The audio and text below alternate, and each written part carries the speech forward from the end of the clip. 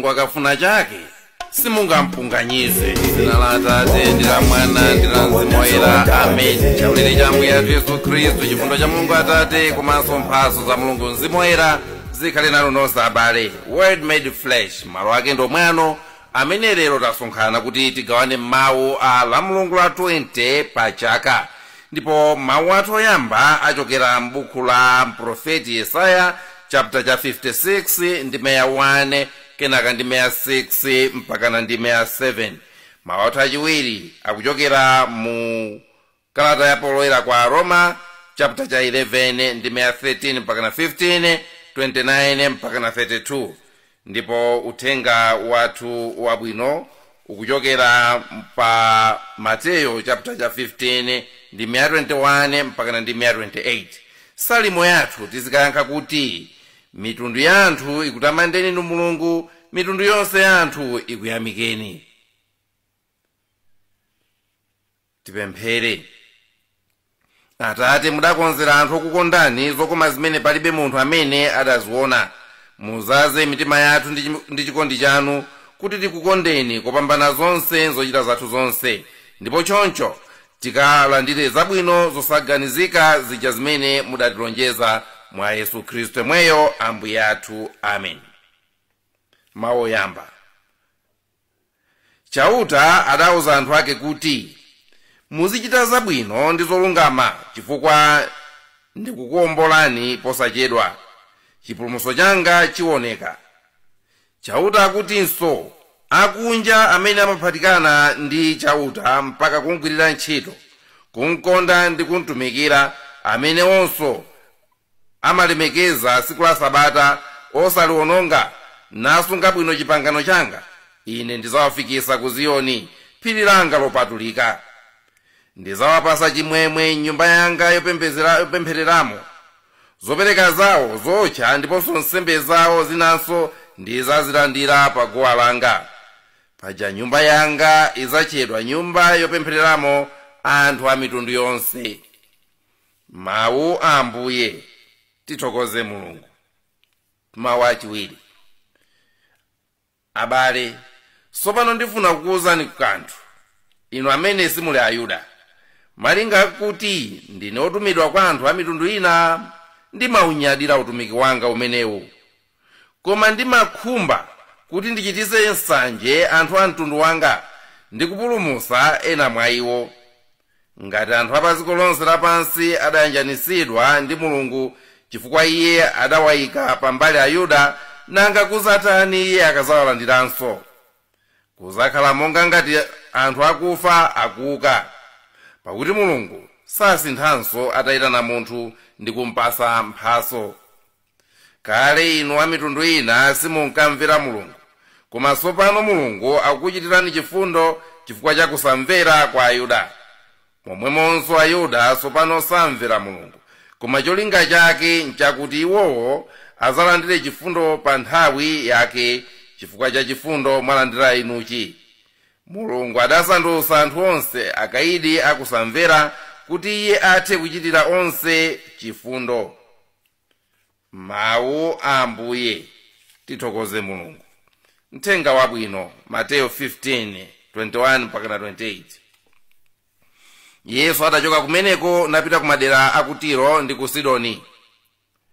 Mayi wina wachikanani wa ku madera amenewo adaza kwa Yesu, anafuwula kuti, mundichitire chifundo inu Ambuye, mwana wa Davide. Mwana wanga wamkazi ngogwidwa koopsa ndi mzimu woyipa. Koma Yesu sanamuyankhe mawu ndi amodzi omwe. Ophunzira ake adaza anampempha kuti, muzinazipita, unena kubwera natisokosera. Yesu adati, inetu Mulungu adatituma kwa amene ali ngati nkhosa zotayika pa mtundu wa Israeli. Mayi uja adazamgwadira nati, Ambuye, ndithu thandizeni. Yesu adamuwuza kuti, sibwino kutenga chakudya cha ana nkuponyera agalu. Mayiyo adati, nzoonadi Ambuye, koma suja ngakhale agalu omwe amadya kunyenyeswa zimene zimagwa pansi kuchokera pa tebulo la Ambuye wawo. Apo Yesu anati, inu mayi, chikhulupiriro chanu n'chachikulu. Zichitikedi zimene mukufuna. Pompo mwana wake wamkazi uja adachira. Mthenga wa Ambuye ulemu kwa Ambuye Yesu Kristu. Abale anzanga tikunena kuti Mulungu akafuna chake simungampunganyize. Simungampunganyize. Ife tikamakhala paziko lino lapansi timapanga maplan. Ndikufuna ndipange chakuti, ndikufuna kuti banja langa ndilitenge apa likafike paja, ndikufuna kuti ndipange chitukuko chakuti pamoyo wanga, ndikufuna kuti munthu ndisunthe ndifike pakuti. Koma popeza kuti anthu timakhala pagulu. Ndipo tikakhala pagulu chonchi, mapulani athu nthawi zambiri timapanga ndi anthu ena. Ndipo zimatheka kuti chifukwa chena kuti tili pagulu, ndipo aliyense ali nzolinga zosiyana-siyana, anthu amatha kupunganyizira mapulani. Amatha kusokonezera mapulani. Lucius Banda anaimba nyimbo posachedwa apa. Yona kuti osaulula mapulani yako, khala chete, bisa. Chifukwa ukaulula kumapezeka ena ake amakupunganyizira. Ukaulula chimene ukufuna kupanga chaka chino ndimakenza kuti ndimange nyumba yaikulu. Wina akukumvesera akatero akupondese kasipa. Uzilephera uzikera usimphina naoyenda naopita uko uyilephere kuimanga nyumba icha. Pano ndimakenza kuti timange ukwati ndi amayiwa kapena ndi abambowa tikamafika cha mu August muno. Umva 2 days wapita kwa iwo omwe wakafusirapo. Anthu amatha kupunganyizira mapulani yako. Koma ndikunena kuti Mulungu mu plani yake akapanga chinthu chake palibe amene angampunganyize. Chifukwa ndi wamphamvu zonse, dziko lindi lake, amazuwa zonse. Ndiye ifeyo chimene tikufuna kuti tipeze kuchokera pa mawu alero nchona kuti ngati tifuna kuti mapulani athu nafenso azikhala okhazikika, tizikhala mbali ya Mulungu. Tizikapezeka mbali imene Mulungu ali. Ndipo ngakhale kunja kutakhala kuti kwavuta mwa mtundu chani, nafenso mapulani athu Mulungu sangapunganyize. Mwamva mawaja akunena kuti cholinga cha Mulungu, ndipo inu mmachiziwa chimenechi, kuti cholinga cha Mulungu chona kuti tonsefe anake amene anatilenga tizilandira zabwino zimene zili zozaza mwa iye. Ifeyo tonse amene tili anake amafuna kuti asatisonkhanitse tonsefe mbumba imodzi, kuzakhale nsambi umodzi, mbusa mmodzi, khola limodzi. Ndiye cholinga chake. Komano iniyo mukuziwa kuti ngakhale mmene anamtenga Adamu ndi Eva kwayika munda muja, kunabwera njoka, ndipo inafuna kuti iyagawanise Mulungu ndi anthu ake asemphane. Inanyengerera Eva, inanyengerera Adamu, ndipo anabweretsa kugawikana pakati pa Mulungu, kufoyirisa mapulani a Mulungu. Mulungu anapangira anthu aja paradizo, anapangira munda wa Edeni, munda wabwino. Koma Satana anabwera ndi kuwapunganyiza mapulani aja kuti zisokonekere zimene Mulungu jamafuna. Anamuza Adamu ndi Eva kuti Mulungu akukunamizani. Anthu aja anaja kufuna kumpunganyiza Mulungu kuti plani yake isagwire. Koma niyo mukuziwa kuti Mulungu sanafoyire. Mulungu anaphikanso plani ija ndi kuibweresanso mwapamwamba koposera. Mwakuti tchimo la Adamu lomwe lija Mulungu analitembenuza ndikukhala tchimo lopereka mwayi. Tchimo limene linatibweresera Mulungu mwini wake kusika kuchokera kumwamba kubwera pansi pano, Yesu Kristu Ambuye athu. Kupanda tchimo limeneli ndithu timanena mu mpingo mwathu kuti mwina sitikanampeza mpulumusi, sitikanamuona mpulumusi. Koma Mulungu anafuna kuti plani yake yopulumusa anthu ake isafoyirisidwe ndi Satana. Ndipo anayizera plani yomweyo ndikubwera mwa mwana wake Yesu Kristu ndikuzapulumusa be anthu, ndikuwabwezeresa mu paradizo imene Mulungu amafunira anthu ake. Ndi khumbo la Mulungu kuti aliyense amene iye anamulenga abwere ndikuzakhala mbumba yake.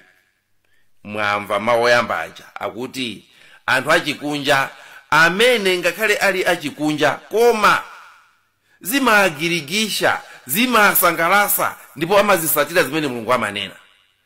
Amasamala tsiku la Sabata, osaliwononga. Akuti anthu amenewa, anthu amene amamulemekeza chauta, nasunga bwino chipangano chake ngakhale ali akunja. Mulungu akuti anthu amenewa azatenga kuti ndi yake. Ndipo akunena kuti anthu amenewa apasa chimwemwe m'nyumba mwake, alandira m'nyumba mwake, azafikisa ku phiri la Ziyoni, ndipo nsembe zawo zonse azazilandira. Aisraeli aimve nkhani imeneyo. Mtundu osankhidwa wa Mulungu umve nkhani imeneyo, kuti Mulungu ali wokonzeka kuwalandira ngakhale achikunja. Iwo amazipatula kuti iwo okha ndi amene ali osankhidwa wake a Mulungu. Ndiye mumve mawu achiwiri Paulo yera akunena kuti iye anasankhidwa kukhala mtumwi wa anthu akunja, kuti akunja aja athe kulandira uthenga wabwino. Ndipo akuti ntchito yanga imeneyi ndimayinyadira. Ntchito yowatenga akunja ndi kuwabweretsa mbumba yake ya Mulungu, mmene muli anthu ena amene azikunga safuna kugwira ntchito ndi azinzawo. Iniyo mukuziwa kuti Mulungu akadalisa anthu ena amafuna ayike mpanda moti anthu ena asapezerepo mwayi. Kuli anthu amene akalandira udindo safuna kuti wina aliyenseso azakhale pa udindo uja ndekhala ndi mpando aukhwimire, kaya ndi chani, kaya ndi galimoto aitemere, wina wake alephere kuyendesa chinthu chija kuti akhale pokha, akhale chipani cholamulira. Safuna wina aliyense aje nawo, safuna wina aliyense apeze mtendere, safuna ngakhale kuti wazipani zosusa anunkhize kafungo kena kache kankhuku pena pake. Angofuna kuti zinthu zija azipandirire okha. Koma Mulungu amene analenga anthu tonsefe amafuna kuti aliyense alandire zabwino kuchokera kwa iye. Ndiyeno Ayuda Mulungu atasankha, mwanake anankana Yesu Khristu. Kukhala ngati kufoyeresa plani ya Mulungu amene anafuna kuti kudzera mwa iwo apulumutse mtundu wonse wa anthu. Anasankha iwo kuti iwo aja akatuma apite akalalikire anthu ena onse, iwo omwewo amene asankhidwawo akunkana Ambuye Yesu. Ndiye Mulungu safoyeresidwa ayi. Paulo era akunena kuti Mulungu anasiya Aisraeli aja ndikupita kukalandira achikunja, ndikuwapanga achikunja aja kuti avomere uthenga wake. Koma tsopano Mulungu akapanga choncho, ndiye sakhala ngati kuti walepherabe kuti alumikize tonsefe. Wasiya anake amene anasankha aja, wakatenga lero achikunja. Kodi pamenepo siwaluzabe hafu ya anthu amene iye analona kuti akokere kumbali yake? Paulo era kuti iya Mulungu mukamona na apanga gemu yake moteremo, sikuti waluza ayi, sikuti Ayuda aja waluza, sikuti wataya. Mu plani yake mapeto azonsezi cholinga chake chija choti tonse tizakhale pamodzi chizakwaniritsidwa. Ndiye Paulo era akufotokoza mmene chikwaniritsidwe chimenechi. Akunena kuti wapita kwa anthu achikunja. Anthu achikunja aja alandira uthenga uja. Akaulandira uthenga uja anthu achikunja aja ayamba kupindula nawo uthenga uja, ayamba kutukuka, ayamba kuoneka kuti anthu awa ndi anthu amene ali abwino, ndipo aoneka kuti ndi anthu amene zinthu zikuwayendera, moyo wawo ukhala osiririka, mmene amakonderana, mmene amakhululukirana, mmene amagwira ntchito limodzi, akhala anthu osiririka. Chimene Mulungu amafuna kuti chipangike mwa Israeli chipanga mwa awa achikunjawa amene amulandira ndi mtima wonse. Zikapangika zimenezi, anake aja anankana aja, Ayuda aja powaona achikunjawa azayamba nonsanje. Kutilo kuti bwenzi tili ife, bwenzi tili ife tikumamva bwino mmene akumvera aja, wapangisa nsanje. Akapangisa nsanje, nsanje ija iwakopa kuti akachitenge chimene anachitaya chicha. Mwakuti Yesu Khristu akabwerano kwa iwo ndikuzana kuti ine ndine wa mtundu wanu, ndinakusankhani inu. Ayuda aja azachilandira chimenecho. Ndipo mapeto ake kuzapezeka kuti achikunja awalandira uthenga, Ayuda alandira uthenga, mbumba yonse ija Mulungu ayilandira ndi mbumba yake. Mulungu simungampinde, Mulungu simungamufoyerese, ali ndi njira zake zokafikira pompo pamene iye anakonza kuti akafikire. Anthu feta endapo mmoyo umene ena anatitemberera pamene Mulungu anatidalisa kalekale. Matemberero awo aja mwina amangogwira ntchito mwakanthawi kochepa, koma Mulungu amakatilusira pompaja pamene iye anafuna kuti ife tikafike. Kuli anthu amene amatipingapinga kuti chisakwaniritsidwe chimene Mulungu anafuna kuti atipase. Achichedwesa. Koma Mulungu mwa njira yake amayendesa zinthu pena kuti ukatulukira pomwe paja pamene iye akufuna. Inu ndine tizikhulupirira Mulungu amene amakonda aliyense. Mwamva muthenga wabwinoja kuti mayi amene sanali wa Chiyuda akutha kulandira zabwino kuchokera kwa Ambuye Yesu amene anali mu Yuda, komanso amene anankaniza poyamba kuna kuti sitipereka chakudya cha ana kwa agalu. Koma mayi uja chifukwa cha khama lake poziwa kuna kuti uyu sanabwerera Ayuda okhayi, anabwerera ndife tomwe. Mayi uja anamuona Mulungu amene amakonda aliyense. Kuli anthu ena amene timayikidwa kunja kwa zabwino kaya ndi kuntchito, timayikidwa kunja kwa zabwino kaya ndi mu mpingo, timayikidwa kunja kwa zabwino kaya ndi mu chipani cha mu mpingo cha kunja uku cha mundale, timayikidwa kunja kwa zabwino. Tikayikidwa kunja kwa zabwino choncho timatenga tokha kuti ndife opatulidwa osalidwa, ndipo timatenga kuti Mulungu satikonda. Mistake. Mulungu amakukondani, ndipo zimene Mulungu akufuna kuti apange mwa inu azipanga. Koma chimene mukusowa inu mukhulupirire kuti Mulungu amakukondani choyamba, ndipo mukhulupirire kuti Mulunguyo ali ndi kuthekera kwena kuti akubwezereni zimene anthu ena akukuzembesani. Mukatero mukhale ndi khama, chifukwa chona kuti mmene ine ndingalimbikirire kuti ndipeze zondiyenereza si mmene wina angalimbikirire. Kuli ena moyo uwu amauyenda mofewa ndikukapeza zimene Mulungu analengera, koma kuli ena amene timayenera tigube ndithu, timayenera tivutikire, koma mukuvutikira momwe muli kukoma kwake kumene ifeyo timakumva. Chikondi cha Mulungu timachilandira kuzera mu chimenecho osamadandaula pamene ena akupeza zabwino mofewa, pamene inu mupeza zabwino muvutikira.